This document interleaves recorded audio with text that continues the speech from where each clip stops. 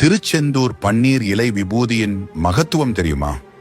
சுக்குக்கு மிஞ்சிய மருந்தும் இல்லை, சுப்பிரமணியருக்கு மிஞ்சிய கடவுளும் இல்லை என்று முருக பக்தர்கள் சொல்வார்கள்.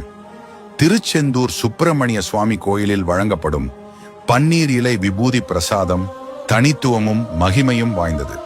முருகப்பெருமானுக்கு 12 கைகள் உள்ளன.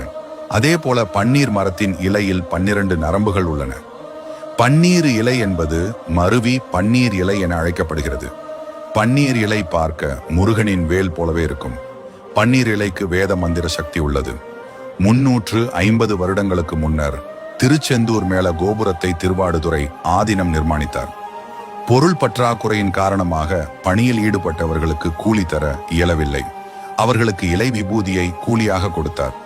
கோயிலை தாண்டி வெளியே சென்று அதை பிரித்து பார்க்கும்படி கூறினார். அப்படி திறந்து பார்க்கும் போது தங்களின் வேலைக்குரிய கூலி இருந்தது.